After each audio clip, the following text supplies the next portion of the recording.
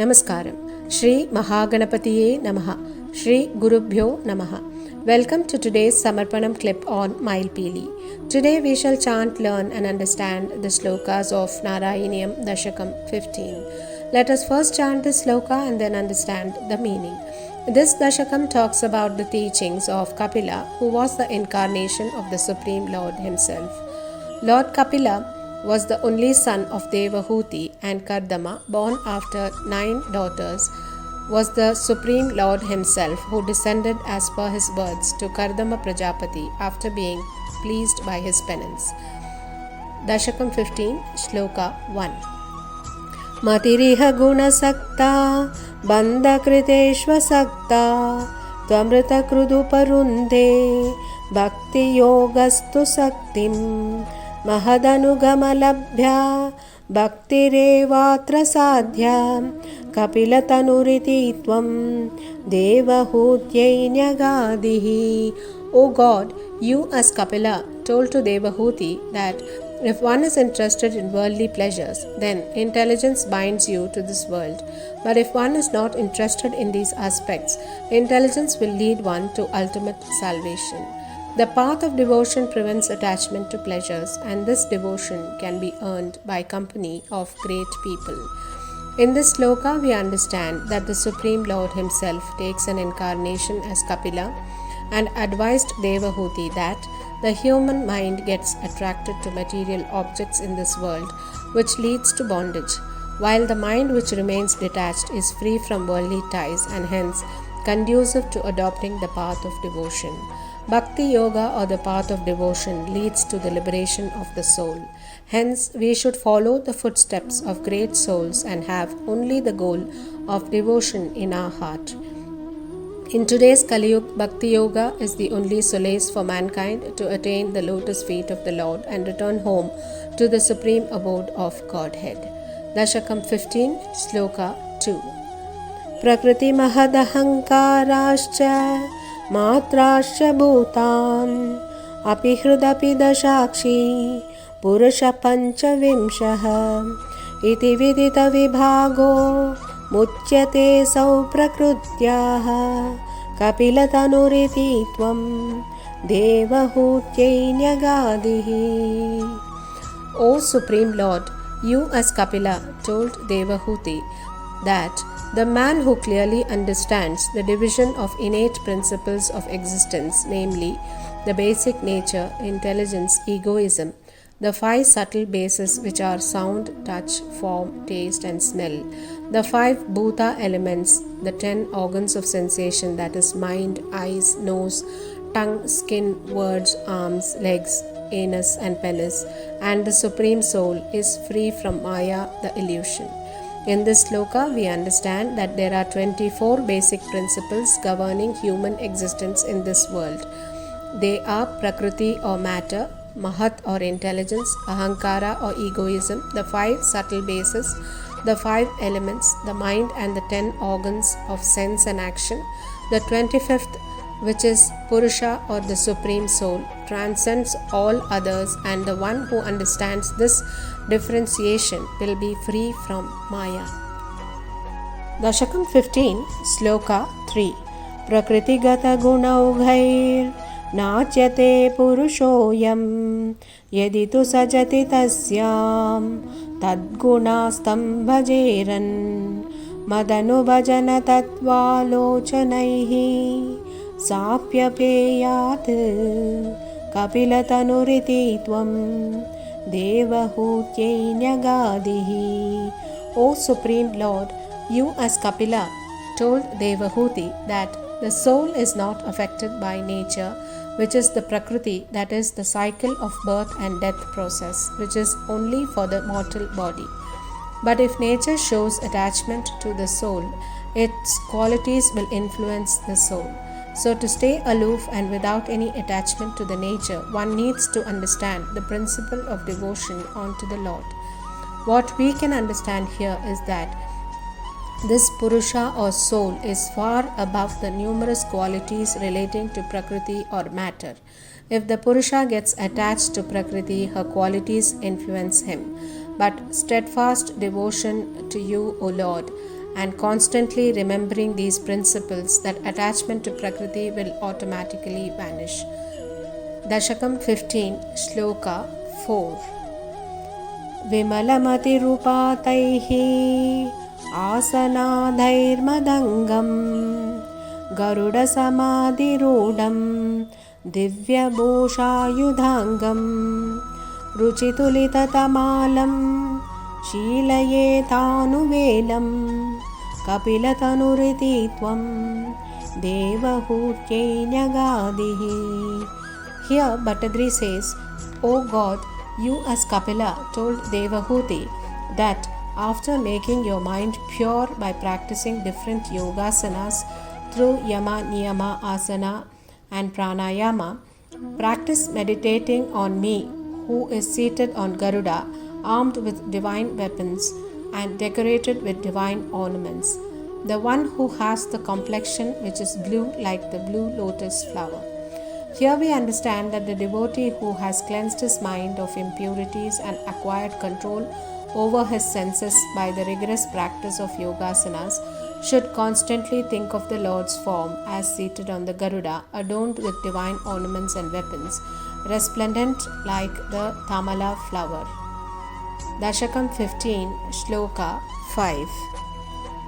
Mama guna gana leela karnanai kirtanadhyaihi mayisura saridogha प्रत्यचित्तानुवृत्तिः भवति परमभक्तिः साहि मृत्योर्विजेत्री कपिलतनुरिति त्वं देवहूत्यै न्यगादिः. In this shloka, Bhattadri says, O God, you as Kapila told Devahuti that hearing my stories and great attributes, singing my names and meditating on my form would create and instill great devotion, which is a phenomenon of the mind, devotion that flows like the great and holy Ganges. This type of devotion even wins over death. What we understand here is that listening to the Lord's virtuous attributes and stories of His sportive phenomena, chanting His names repeatedly and singing His glories will inspire intense devotion which flows unhindered like the heavenly river Ganges. Such a great devotion is powerful enough to conquer even death. Dashakam 15, Sloka 6. Ahaha bahula himsa sanchitatrai kutumbam pratidinamanupushnan strijito bhalalali vishatihi grihasakto yatana mayya bhaktaha kapilatanuriti tvam Devahutyai Nyagadihi. Here Bhattadri says, O Supreme Lord, you as Kapila told Devahuti that, Alas, alas, he who does not have devotion unto me, with money that he has earned by troubling other beings, spends time in looking after his home and family, obeying the wishes of women, plays with children and gets attached to home and later suffers sorrow in hell. What we understand in this sloka is that the man who earns his livelihood by unfair means, inflicting hardship on others to maintain his family, who is a slave to physical passion, who is engrossed in his children's mischief, and who is attached to his home without any devotion to the Lord, will truly and unfortunately go to hell. The birth of a human being is very rare to get, and when we have a human body and with all the senses intact, we need to remember the Supreme Lord and be devoted to Him and chant His holy name even when we are doing our basic duties of taking care of our family and earning for a living, etc. Dashakam 15, Shloka 7. Yuvati jatarakinno jata bodhopyakande prasavagalita bodha pidayo langhya balyam पुनरपि बत मुह्यत्येव तारुण्यकाले कपिलतनुरिति त्वं देवहूत्यै न्यगादिः. In this shloka, Bhattadri says, O God, you as Kapila told Devahuti that though at the time of suffering inside the womb of a woman one gets wisdom, but as soon as one is born, this is lost. and after spending a childhood full of miseries, when one becomes a youth, he again gets into the net of passion. In this sloka, we understand that in the womb of the mother, a man who goes through endless woes and also having real wisdom, he has no means of overcoming his sorrows. When he comes out in the world, he forgets that knowledge and is afflicted by several maladies in his childhood. Again, on attaining adolescence, he becomes unfortunately a slave to carnal passion. Dashakam 15, Shloka 8. Pitrusuraganayāji dharmiko yo grahastah sacha nipatati kale dakshinadhyopagami mayi nihitamakamam karma dudak padartam kapilatanuriti tvam devahutyenyagadihi. O Supreme God, you as Kapila told Devahuti, a householder who performs virtuous deeds and also satisfies devas and sages by proper worship goes through the southern part, and when his merits are exhausted, he falls back on earth to live again. But he who surrenders to me and does all deeds without expecting anything in return goes out by the northern path and attains salvation.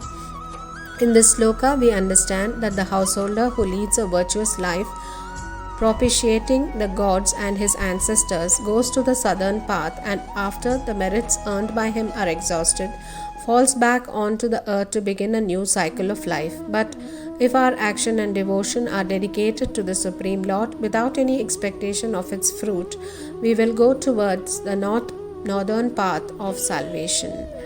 Dashakam 15, Sloka 9. Iti suvidita vedyam devahe devahutim kritanuti manugruhya tvam gato yogi sangaihi vimalamatiratasau bhakti yogena mukta tvamapi janahitartam vartase pragudicyam. Once she understood what is needed, you blessed Devahuti, who prayed unto you, and you started your journey with other yogis. Devahuti, whose mind became pure, attained salvation through the path of devotion. And you, for the good of the people, are staying even now in the northeastern part of our country. O Lord, blessing Devahuti after imparting to her the knowledge regarding the Supreme Being and salvation, you then departed accompanied by the host of sages. In course of time, Devahuti, adopting the path of devotion with a mind cleansed of impurities, attained salvation. Even now, O Lord, you are in the form of Kapila, residing in the northeastern quarter for the welfare of mankind. Dashakam 15, Sloka 10. Paramakimo bahutya tvatpadam bhoja bhaktim sakala bhaya vinetrim sarvakamopanetrim vadasi kalu dudam tvam tadvidiyamayanme guru pavana puresha tvayupadastva bhaktim. O God, who is so great, it is just not enough when one talks about your glory. You have repeatedly said that devotion to your lotus-like feet is the ultimate truth that removes all fears and fulfills all desires. And so, O Lord of Guruvayur, please cure all my diseases, bless me, and kindle in my heart that deep devotion unto you. What we understand here is that the Supreme Lord has most emphatically declared that devotion to his lotus feet alone can remove all our fears and grant all our desires. Bhattadri as usual says, O Guruvayurappa, please cure all my afflictions and bless me that I have unshakable devotion unto you.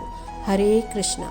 Govinda Nama Sankirtanam Govinda Govinda Narayana Akila Guru Bhagavan Namaste Shri Hariye Namaha Shri Mahaperiyava Sharanam.